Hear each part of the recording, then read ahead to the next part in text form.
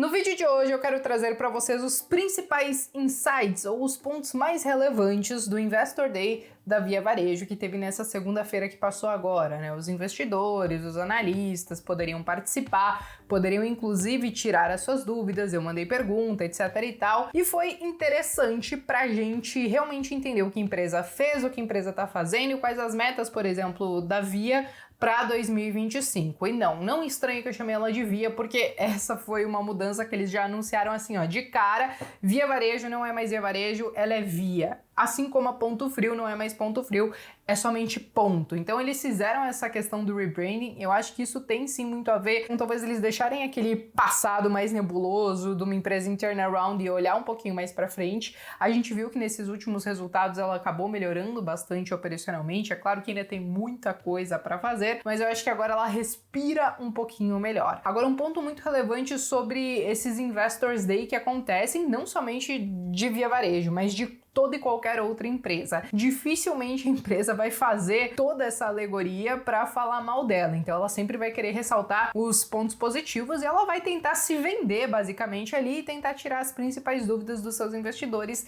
e dos analistas. Por isso que hoje, provavelmente no vídeo de hoje, vocês vão ver teoricamente muitos pontos positivos, porque é basicamente o que a gente tira desse Investor Day. Só que aí a gente precisa tentar comparar todos esses dados com a realidade que a gente vive hoje, entender se ela vai conseguir fazer isso ou não, se isso faz sentido ou não. Mas pra gente entender um pouquinho melhor sobre tudo isso que eu tô falando, hoje eu vou pedir para vocês se inscreverem aqui no canal, deixarem o like de vocês e me acompanharem até o final do vídeo, além de abrir conta na Clear através do link que tá aqui na descrição, porque não faz sentido em pleno 2021 você pagar corretagem para comprar suas ações, fundos imobiliários, etc, beleza? Bom, pessoal, vamos lá. Eu vou trazer para vocês, eu acho que de uma forma um pouco mais prática, já colocando no modo lista aí, os principais insights que a gente teve, tanto do que ela fez até o momento, do que ela quer fazer até 2021 e até o que ela pretende fazer em 2025. Vamos começar sobre o que ela fez aí nesses últimos meses. É claro que tem muito mais coisas se você olhar lá no RI da empresa, na apresentação e tudo mais, mas eu quis trazer aqui alguns pontos relevantes que inclusive preocupavam alguns de vocês, porque eu recebo direto questionamentos aí sobre Via Varejo e tudo mais, porque ela saiu dos 20, foi para 12 e a galera fica meio angustiada porque tem torcida contra, porque tem torcida a favor. Então vamos falar um pouquinho sobre isso, beleza? Vamos começar com essa primeira lista do que ela fez, tá, gente? Acho que em primeiro lugar a gente precisa dizer que ela conseguiu ter uma penetração maior na classe A e B. Ela conseguiu crescer aí em 13% nessa categoria. Isso porque quando a gente olha o ano de 2020, ela foi a campeã de vendas de iPhone, Samsung e Play 5. Então a gente entende que sim, faz sentido ela começar a entrar um pouco mais nessas categorias, nessas classes A e B, sendo que comumente a gente sabia que né? Na verdade, a maior parte do público dela é C e D. Mas vamos lá, esse foi um ponto importante. Outro ponto importante foi o avanço na parte tecnológica. Então, eles estão com uma equipe muito forte de tecnologia, estão contratando de forma acelerada, e isso resulta nas novas plataformas que a Via acabou entregando para todas as suas empresas, né? Então, hoje, por exemplo, todas as compras que são feitas online, todas as compras do e-commerce, 80% são do mobile. Então eles conseguiram entregar aí um aplicativo novo, mais estruturado, que funcione, que dê pouco pau, como a gente chama, né? E também a gente precisa dizer que, junto com essa melhora, né, tecnológica, porque ela estava num limbo tecnológico alguns anos atrás, até 2018, 19, por ali, ela conseguiu crescer bastante o seu volume de vendas, né? Então o seu GMV cresceu mais de 90% em 2020. É claro que essa disparidade tão grande é porque lá em 2019 a Via Varejo ela ainda estava naquele processo de turnaround. Então o que a gente deve ver para frente deve sim ser um crescimento, mas não acelerado dessa maneira, porque ela saiu ali de um momento de dificuldade para um momento que agora ela finalmente começou a entregar resultados positivos. Mas, como eu já falei diversas vezes aqui no canal, ela ainda tem muito feijão com arroz para comer, para conseguir talvez tentar se equiparar a grandes empresas como, por exemplo, uma Magazine Luiza da vida, beleza? Outro ponto importante que vocês estão vendo aqui do lado, né? Ela conseguiu alcançar mais de 2 milhões de contas no Banqui, sendo que em março do ano passado ela tinha um pouco mais de 320 mil contas. Então, tipo, isso é coisa pra caramba. Ela conseguiu crescer bastante, principalmente com as fintechs dela, e eu acho que isso também mostra alguns investimentos que ela fez fazendo cada vez mais sentido. Ela também anunciou que ela finalizou a compra, então ela está com 100% da Seller, que a princípio ela entrou aí como uma empresa com meios de pagamento, mas hoje basicamente ela opera com várias frentes, né? Como a gente diz, é Bank as Service. Então ela tem ali contas digitais, tem meios de pagamento, tem várias soluções ali para o cliente, para os vendedores da Casas Bahia, do Ponto Frio, enfim, de toda a parte do e-commerce. Então ela tá muito bem estruturada nessa parte financeira, vamos dizer assim, com essas aquisições. Ela não divulgou o valor dessa aquisição da Seller, mas então ela finalizou essa compra e agora tem 100% da Seller. E agora, gente, que eu falei sobre algumas coisas que ela fez, vamos falar um pouquinho sobre coisas que ela quer fazer ainda para este ano de 2021. E algumas, eu acho que cabem algumas explicações mais detalhadas para vocês julgarem se faz sentido ou não, tá? E vocês podem utilizar nos comentários aí para dar a opinião de vocês sobre essas informações que a gente vem entregando durante o vídeo, beleza? Primeira coisa, ela vai lançar, e isso deve acontecer aí no até o terceiro trimestre de 2021, o que eles chamam de VIP Casas Bahia, porque eles estão procurando trabalhar com a fidelização do cliente. E através do VIP Casas Bahia vai ser um programa de fidelidade que as pessoas não vão pagar nada para participar. Provavelmente você só vai precisar fazer lá o seu cadastro e aí você vai ter acesso a cupons de desconto, promoções, frete grátis. E aí veio uma outra parada que é um pouco novidade, que é justamente a parte de entretenimento. E aí vocês começam a perguntar, como assim entretenimento, né, gente? Bom, vocês viram, por exemplo, que a Magazine Luiza comprou o Jovem Nerd.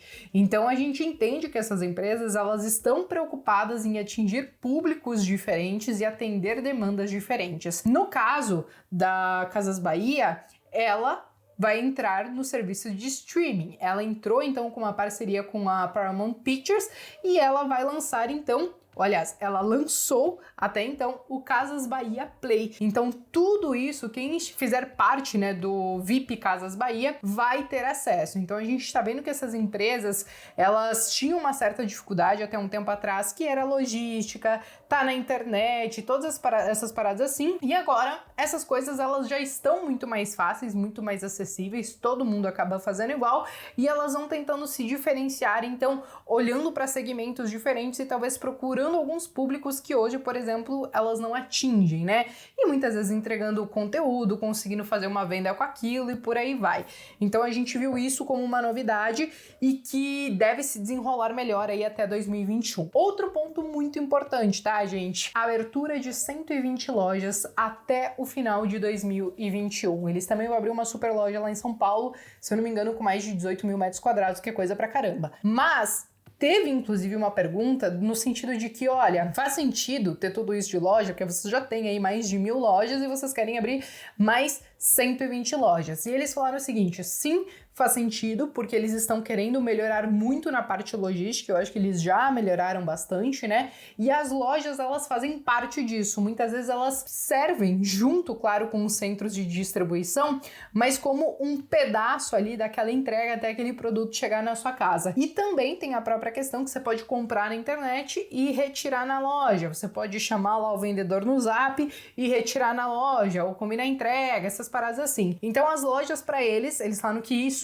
muita gente olha como custo, eles olham isso como um investimento e um facilitador logístico ali para realizar as entregas deles. Então a gente pode esperar aí um aumento no número de lojas até o final de 2021. Beleza, gente, passamos então pelo que ela fez, pelo que ela quer fazer até o final desse ano e agora a gente precisa falar sobre o que ela quer fazer até 2025. Pois é, tem coisa pra caramba que ela quer fazer em 2025 e eu acho que eventualmente ela até pode conseguir fazer boa parte dessas metas que ela tem, mas a gente também tem que sempre ficar olhando para o cenário macro, porque se a gente entrar numa crise econômica ferrenha, a gente sabe que muita coisa pode sentir mais dificuldade de se concretizar lá na frente, beleza? Mas vamos lá, gente, listinha do que ela quer fazer para 2025. Parece aquelas nossas listinhas de fim de ano que a gente escreve um monte de coisa e não cumpre porcaria nenhuma, mas vamos lá. Ela quer dobrar o número de clientes para 44 milhões de clientes até 2025. Hoje ela tem aí 22 milhões de clientes,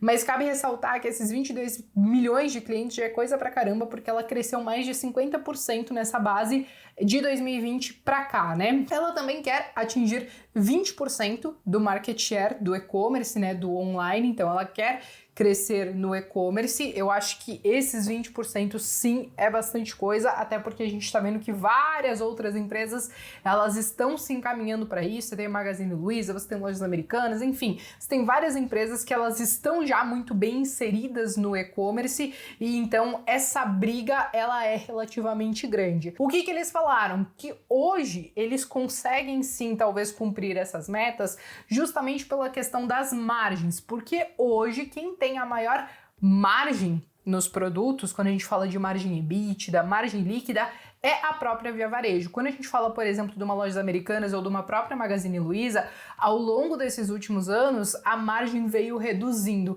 Então, caso a Via Varejo ela precise enxugar um pouco a margem dela para expandir no e-commerce, ela tem essa gordurinha. E só para vocês entenderem o que eu tô falando, eu separei algumas imagens para vocês e aí eu vou colocar elas na tela, né? Quero começar colocando a da própria Magazine Luiza. Como vocês podem ver, ela já teve margens aí acima de 3, 4%, 5%. E hoje a margem dela tá em torno de 1,34%. Já quando a gente fala, por exemplo, da Lojas Americanas, ela também já teve margens maiores ali, acima de 3%, e hoje tá em 1,48%. E quando a gente olha a história de Via Varejo, dá vontade de chorar, a louca, né? Mas tudo bem. Quando a gente olha para 2018, 2019, a gente via a empresa entregando prejuízo, então você não ia ter margem nem nada disso. E aí depois que ela começou a entregar lucro, ela começou com margem um pouquinho pequenininha, mas agora ela já tem uma margem aí de quase 3,5%. Então ela disse que se ela precisar enxugar um pouco dessa margem,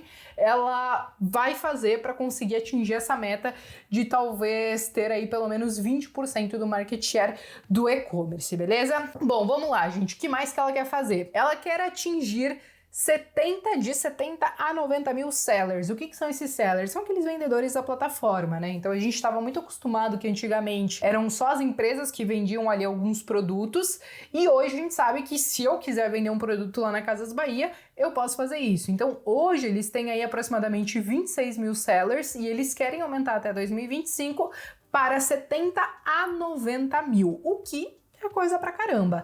E eu acho que sim, pode ser possível, dependendo do momento que a gente estiver vivendo, também quando a gente olha para o cenário macro. Cabe ressaltar que ela teve já um crescimento de quase 5 vezes do ano passado para cá, porque no primeiro trimestre de 2020 ela tinha ali em torno de 5 mil sellers, então ela cresceu bastante também. Outra coisa importante, ela quer continuar expandindo nessa parte de tecnologia e ela quer que até 2025, 2/3 do volume de vendas dela venha então do digital. Então ela tá querendo sim cada vez mais se posicionar no e-commerce, no app, no site, enfim, e por isso que ela tá aí com essa meta de 2/3 vir do digital. E uma outra coisa que ela acabou fazendo foi justamente, né, pensando nessa questão digital, tecnológica, que eventualmente ela pode ter algum ganho com tudo isso, ela criou um fundo de mais de 200 milhões de reais para investir em startups. Então eles já investem em algumas, principalmente quando a gente pensa em questão de tecnologia, fintech, etc e tal, e eles criaram esse fundo e eles vão usar esse fundo então até 2025. Eles pretendem utilizar esse fundo até 2025 e quem sabe, né, conseguir ter algum ganho, principalmente quando a gente fala de tecnologia, para a empresa. Como vocês viram, quando acontece esse Investor Day, quando você é acionista de uma empresa e tudo mais, você geralmente recebe esses comunicados que vai rolar esses eventos, então você pode participar. E aí o que acontece? Provavelmente o que você vai ver é uma grande propaganda da empresa. Cabe você, né, não ir como um iludido e, meu Deus do céu, essa empresa é perfeita, tem 0 defeitos, mas entender quais são as principais ideias, quais são as principais metas e aí tentar confrontar isso com a nossa realidade, com a realidade da empresa, com o caixa dela, para entender se tudo isso que ela quer fazer vai ficar só no imaginário ou se ela vai conseguir fazer. Eu acho que tem muita coisa que sim, a Via ela vai conseguir fazer. Claro que a gente também tem que sempre ficar de olho no cenário macro, a gente sabe que hoje a coisa não tá tão fácil assim, a gente viu que 2020 mesmo, teoricamente não foi tão fácil, mas eu acho que as pessoas elas estão sentindo um pouco mais no bolso agora nesse início de ano, a gente está com o auxílio emergencial um pouco menor, as empresas do varejo, como uma Magazine Luiza, Casas Bahia, Ponto Frio, elas já se posicionaram dizendo que esse benefício como um todo não faz muita diferença para o resultado delas, né? Elas não dependem deles para fazer algum resultado bom, mas ainda assim a gente entende, né, que a situação não é das das melhores nesse momento e a gente precisa melhorar muito até para tentar corroborar com todas essas metas que as empresas querem como um todo, né? Enfim, gente, eu queria realmente trazer mais essas informações para vocês. Eu até tava esquecendo, eu fiz lá uma pergunta para eles se eles tinham talvez a pretensão de fazer algum follow-on ou enfim, tentar captar recursos aí de alguma outra maneira para seguir na estratégia de M&A. Eles responderam que até então não estão precisando levantar recursos para isso, eles estão aí com uma boa posição de caixa, mas que eventualmente se surgir alguma oportunidade, super oportunidade, vamos dizer assim, eles podem até cogitar, mas pelo que eu entendi, não é a questão do momento. Eles vão fazer alguns M&As, algumas fusões e aquisições, não vai ser qualquer coisa, eles falaram que tem que ser alguma coisa que faça muito sentido para eles, mas que até então eles estão aí capitalizados para algumas oportunidades, beleza? Bom, gente, dito tudo isso, entregue todas essas informações, eu acho que eu consegui resumir de alguma maneira, né, o Investor Day, que dura aí quase 2 horas lá de videoconferência, etc e tal, mas agora eu quero saber de vocês. Vocês investem em Via Varejo? Vocês não investem em Via Varejo? Vocês estão otimistas com a empresa? Vocês acham que não, que deixe quieto, já foi a onda dela, era empresa de modinha? Enfim, escreva aqui nos comentários que eu quero saber e eu vejo vocês então no próximo vídeo.